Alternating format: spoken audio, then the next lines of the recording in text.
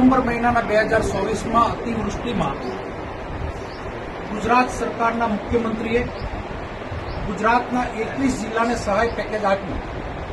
અમરેલી જિલ્લાને સહાય પેકેજમાં બાકાત રાખ્યું. અમારા ખેડૂત આગેવાનો મારફત એક આંદોલનની મુહિમ ઉપડી અને કૃષિ મંત્રી મારફત ત્યારે ડિક્લેરેશન કરવામાં આવ્યું કે બીજા સહાય પેકેજમાં અમરેલીનો સમાવેશ કરવામાં આવશે.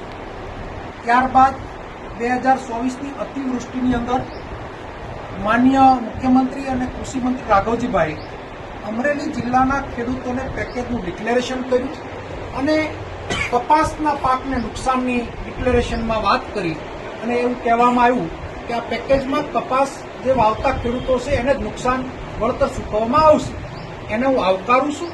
સાથે સાથે મગફળી હોય, સોયાબીન હોય, અન્ય અમારા જે પાકો વાવેતર થતા હોય એનો સમાવેશ નથી કર્યો. એ સમાવેશ થાય એવી આપના મારફત મુખ્યમંત્રી સુધી વાત જાય. એ સહાય પેકેજમાં અન્ય પાકોનો પણ સમાવેશ થાય. સાથે સાથે સરકારશ્રીએ 2024ના સહાય પેકેજની અંદર તારીખ 14થી ખેડૂતોને ફોર્મ ભરવાની વાત મૂકી છે. જે ખેડૂતોને કપાસનું નુકસાન હોય એના ફોર્મ ભરે અને 28 તારીખેની બોટમ રેટ છે. ત્યારે આ લીલિયા તાલુકામાં એક પણ ગામની અંદર ફોર્મ ભરાવાનું શરૂઆત નથી થઈ. આજે 17 તારીખે અમે તમારી આગળ એટલા માટે આવેદન ખેડૂતોને લઈને આપવા આવ્યા છે કે સરકાર ગોળ મટોળ વાત કરી અને ખેડૂતોને ગુમરાહ જે કરી રહી છે, તમારા મારફત મુખ્યમંત્રી સુધી અને મહામુહિમ રાજ્યપાલ સુધી આવેદન પહોંચાડવા એટલા માટે વિનંતી કરવા આવ્યા છે કે અમારા ખેડૂતોને જે ફોર્મ ભરાવા જોઈએ એ તાત્કાલિક તવરે એની શરૂઆત થાય.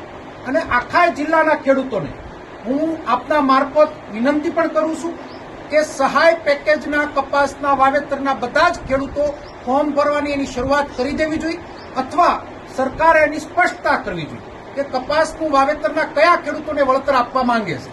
ત્યારે જે એને પરિપત્ર ડિક્લેરેશન કર્યો છે એમાં ગામડાનું કોઈ યાદી આપવામાં નથી આવી અને સરકાર જે વાત કરી રહ્યા છે એ જૂઠાણા તરફેણની વાત અમને દેખાઈ આવે છે. ત્યારે આપના મારફત આવેદનમાં આપવા આવ્યા છે. અમારા ખેડૂતોની લાગણી સરકાર સુધી પહોંચાડો અને કપાસની સાથે સાથે અન્ય પાકનું પણ આમાં અમને વળતર મળે એવી વિનંતી કરીએ છીએ. આભાર.